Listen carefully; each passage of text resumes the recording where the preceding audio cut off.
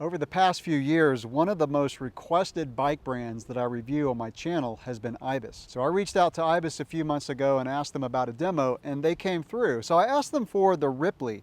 Now, they did not have a Ripley Carbon in stock right now, but they did say they had the Ripley AF. The Ripley AF is their aluminum model, and that kind of piqued my interest because it's been a while since I've been on an alloy frame. I've been riding carbon for, gosh, probably the past 5 years. And so not only am I going to get to demo the Ripley, but I'm also going to get to try a modern alloy frame, which I'm really excited about. And to kind of jump ahead a little bit, I really like it. But what I'm going to do in this video is I'm going to do kind of a first look.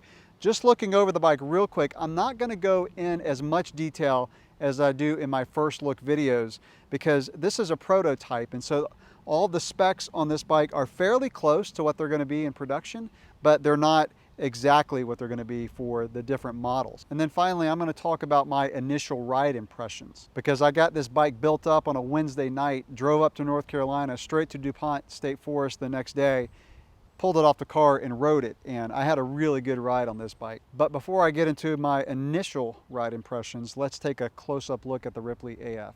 The Ripley is Ibis's trail bike with 130 mil travel in the front and 120 in the rear. I won't really go much into detail between trail and cross country and enduro. I've covered that in my other videos.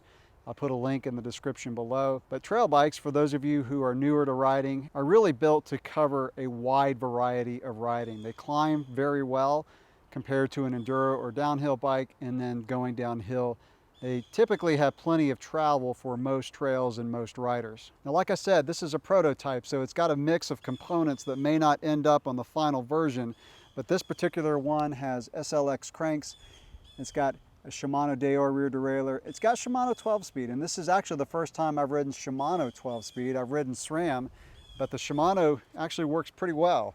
It's got Shimano Deore brakes. And I've mentioned this before, Shimano brakes versus SRAM. Shimano are just a little bit more grabby. This bike's no exception, but plenty of power from these brakes. So going back to the fork, the Ibis comes with a 34 millimeter stanchion fork, which is what you're gonna find on most trail bikes. And that scratch did not come from me. That was on the bike when I got it out of the box as a demo. The suspension components on the Ibis Ripley AF are the Fox Performance versus the factory. So the Performance does not have the Kashima coating, which is fine by me. I've really not noticed much of a difference between riding bikes with Kashima coating and without it. One thing I like about this shock, with it being horizontal, is it's really easy to reach down and grab the compression damping knob. So over there is fully locked out. Now, one thing that I like about trail bikes is typically the suspension will have complete lockouts versus an enduro bike. For example, my particular enduro bike does not have a complete lockout. You can firm up the suspension, but you can't lock it out. So that's fully locked out, which is really nice for fire roads. So if you want to get out of the saddle, pedal hard up the hill, then you can have the suspension fully locked out. That's more of a, I call it a pro pedal setting. It gives a little bit firmer ride versus being fully open, so you can pedal but still have the suspension move when you hit bumps, and that's fully open. Very similar up at the front on the fork. That's going to be fully open. As you move it this way, you get progressively firmer until you get to totally locked out. The rims on this bike are Ibis's alloy rims. They're a really wide rim. It's a 35 mil wide rim, and I believe these are the ones that are going to end up on the final version of this bike, and I really like it. The wider rims give the tires a really nice stability, and again, I'll talk about the ride quality, but that's one thing I noticed about this bike right off the bat, is it just felt really stable. Now, I did look online and saw that they're speccing 2.4 tires. I think the one that I looked at had Maxxis tires. So this is a Schwalbe, and I don't even know how to say this, Hans Dampf. I've seen that name for years and never known exactly how to pronounce it, but these are 2.6. And so 2.4s are most likely going to end up on the production side. And I think that's the best choice. I have 2.4s on my trail bike, and it's just the best combination because it's the happy medium, right? That's what you're going for on a trail bike. You're going for a bike that's very stable on the downhills, but not too beefy, so you can get it up the climbs. Again, that's the nature of a trail bike. So let's talk about the chassis. This is the first time I've used Ibis's suspension, and I'll go more into it after I get some time on the bike. But one thing that I did notice is this bike has a really nice pedaling platform. When I was going up single track trails, I would keep the shock there in the middle setting, again, to allow the shock to move a bit when I hit a bump, but not be too soft. The other thing that I noticed about this suspension design is how smooth it is. I mean, it is buttery smooth. And the other thing that I noticed about the chassis of this bike when riding is it just felt planted. Now on the downhills, I did like the 2.6 tires, but this bike, as it sits right now, is 33 pounds. Now to give a reference, my enduro bike, which is a 29er with 160 in the front and 150 in the back, is a carbon bike and it's a little over 30 pounds. So 33 pounds is a bit hefty for a trail bike. However, it is an alloy frame, and one of the reasons that you would go with an alloy frame is to save money. I mean, alloy is not as expensive to make as a carbon frame. However, on the downhills, I really like the feel of this aluminum frame. Again, the bike just felt solid, it felt smooth, it felt planted. And I think, you know, like I said, everything comes together. The wider rims, and on the downhills, the bigger tires, and then the suspension design. Also on the downhills, I noticed that this bike felt like the center of gravity was a bit lower. I don't know the dimensions, but I'll put it on the screen. The head tube felt a little lower, and so I really like that. It made the bike feel more playful. Now, one thing nice about trail bikes is the geometry. So this has a 65.5 degree head angle, as opposed again to an enduro bike, which has a 64 degree head angle.